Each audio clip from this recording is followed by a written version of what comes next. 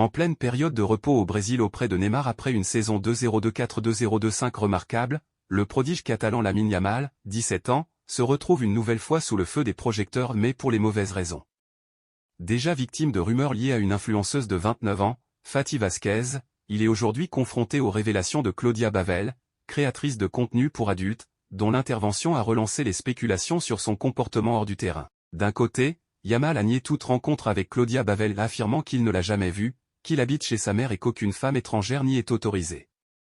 Des extraits audio diffusés sur l'émission Otardair le montrent clair, je lui ai dit non, je ne suis pas intéressé. C'est impossible qu'elle ait une photo de moi entrant chez moi. Claudia Bavel, cependant, tient un tout autre discours, elle prétend que c'est Yamal qui a entamé les échanges via un ami commun, dès septembre 2024, l'invitant à des fêtes privées. Elle explique qu'elle a décliné à cause de son statut de mineur, mais assure disposer d'audio et messages, autorise-moi à être avec toi même si tu es mineur. Selon elle, Yamal serait même devenu menaçant lorsqu'elle a menacé de révéler ses échanges. Fait décisif, les deux parties s'accordent sur une chose, ils ne se sont jamais rencontrés en personne.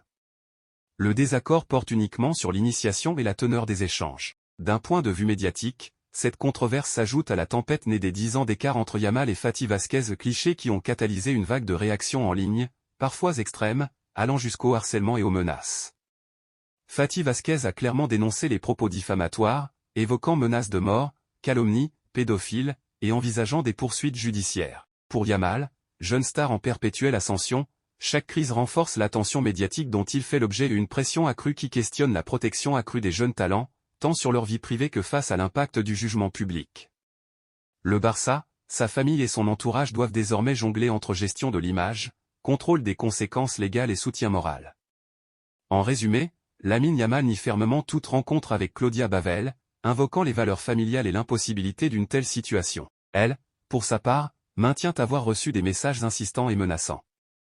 Sans preuve visuelle ni rencontre avérée, le mystère reste entier et l'impact médiatique, lui, est réel.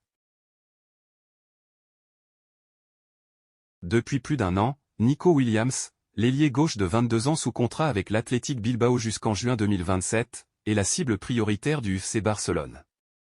Brillant lors de l'Euro 2024 avec l'Espagne, il était déjà dans le viseur des Blaugrana l'été dernier. Toutefois, la signature de Dani Olmo ayant grevé les finances du club, le recrutement de Williams avait été repoussé à l'été 2025. Malgré tout, la direction catalane est restée mobilisée. Selon Sport, plusieurs réunions ont eu lieu entre les représentants du joueur et les dirigeants barcelonais, débouchant sur un accord de principe. Nico signerait un contrat de 6 ans, jusqu'en 2031, avec un salaire estimé entre 7 et 12 millions d'euros par an selon différentes sources. Le transfert serait conditionné au paiement intégral, en une seule fois, de la clause libératoire fixée entre 58 et 62 millions d'euros. Face à ces perspectives, l'Athletic Bilbao n'a pas dit son dernier mot. Fidèles à leur tradition, les Basques exigent le versement complet de la clause sans échelonnement. Parallèlement, ils intensifient leurs efforts pour convaincre Williams de prolonger. Le club envisage une revalorisation salariale, une renégociation de la clause libératoire à la hausse, et s'appuie sur l'attachement familial, son frère Inaki, capitaine emblématique, et leur maman, déjà déterminant l'été dernier, serait mobilisé.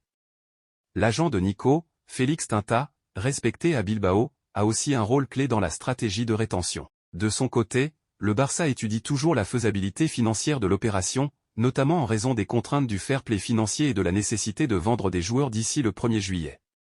Sur le front de l'opinion, l'enthousiasme est mitigé, certains supporters de l'Athletic jugent le feuilleton lassant, tandis que d'autres restent fidèles à l'espoir que le joueur poursuive l'aventure chez les Rouges et Blancs, notamment pour disputer la Ligue des Champions à leur côté. Au final, l'enjeu de l'été 2025 est clair, Barcelone tente de s'attacher Williams, en misant sur son désir et la capacité à boucler le dossier financier, tandis que l'Athletic répond avec une offensive contractuelle, un solide plan émotionnel et la clause comme ligne rouge.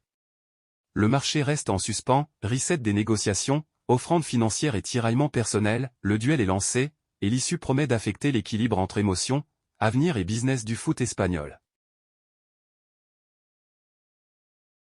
Sous contrat avec le FC Barcelone jusqu'en juin 2026, Robert Lewandowski, 36 ans, 158 sélections avec la Pologne, pourrait marquer la fin de son aventure en Catalogne dans 12 mois. Selon plusieurs médias saoudiens relayés par Diario Sport, Al Riyadiyya annonce en effet qu'il a donné son accord de principe pour rejoindre l'Arabie Saoudite dès la fin de son contrat. Le quotidien sportif espagnol précise que, malgré l'absence pour l'instant de négociations officielles entre l'attaquant et la Ligue saoudienne, le joueur aurait déjà informé son entourage de son souhait de poursuivre sa carrière au golf dès l'été 2026. Les clubs saoudiens seraient ainsi en veille, prêts à le recruter une fois libre de tout contrat. Cette information a été reprise par plusieurs organes de presse internationaux, dont Forbes, qui confirme qu'un club saoudien se serait mis d'accord avec Lewandowski pour un transfert dès l'expiration de son bail barcelonais. Toutefois, aucun montant ni club précis n'ont encore été révélés. À Barcelone, les déclarations du Polonais restent pour l'instant très claires, il a affirmé vouloir rester pour la saison à venir et l'équipe serait plus forte la saison prochaine. De son côté, le club ne prévoit pas de prolongation et semble préparer l'après Lewandowski, notamment en réfléchissant à alléger sa masse salariale élevée.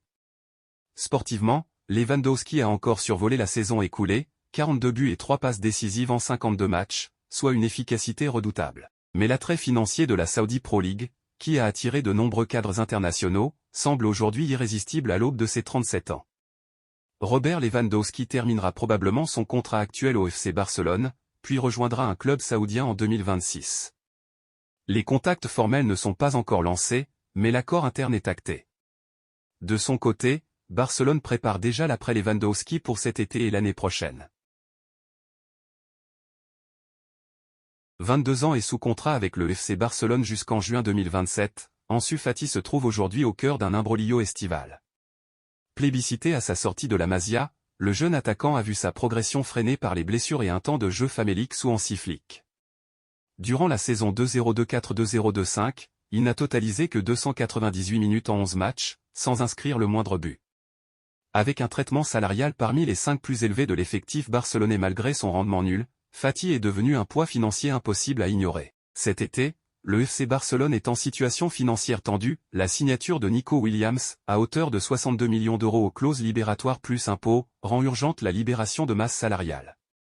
Ansu Fati était donc pressenti pour un départ rapide. L'AS Monaco s'est positionné avec sérieux pour un prêt avec option d'achat puis potentiellement obligation d'achat d'environ 12 millions d'euros plus une clause de revente et un pourcentage sur une future cession. Pourtant, à 2 semaines du 30 juin, date butoir pour valider tout accord et inscrire les nouveaux joueurs, rien n'est signé. Monaco rechigne à assumer la totalité du salaire d'environ 1,2 millions d'euros bruts annuels, et le Barça refuse de continuer à en supporter une partie, sous peine de ne pas libérer suffisamment d'espace financier. Le type de transaction reste débattu, prêt, transfert sec, option vs obligation d'achat, part salariale, clause de revente. Tout reste en suspens. Du côté du joueur, l'accord verbal avec Monaco existait dès début juin, celui-ci a donné son feu vert pour rejoindre le Rocher après ses vacances, séduit par le discours de l'entraîneur à UT et la perspective de retrouver un rôle important, avec un environnement propice à la Ligue des Champions. Cette impasse gêne profondément Barcelone, tant que le dossier Ansu n'est pas résolu, ils ne peuvent finaliser le transfert de Nico Williams ni valider l'inscription de jeunes talents comme Johan Garcia. Pour Ansu, c'est aussi la saison la plus risquée de sa carrière, encore un été sans issue et son avenir sportif et mental pourrait en pâtir. L'image était autrefois brillante, mais aujourd'hui le contraste est frappant, promu héritier du numéro 10 après Messi, le joueur a vite perdu sa place au profit de Lamine Yamal ou Rafinha, et Hansi Flick ne le considère plus comme prioritaire. Le club, en plus de chercher à alléger sa masse salariale, souhaite conserver un droit de regard sur son destin revente ou retour à court terme plutôt que perdre son investissement initial. Finalement, cet été, 3 axes déterminent l'issue du dossier, forme du départ, prêt ou transfert définitif. Option d'achat ou obligation. Répartition du salaire, Monaco refuse de payer l'intégralité, et le Barça veut couper les coûts. Clauses annexes, rachat, pourcentage à la revente, éventuelle priorité de rachat pour le Barça.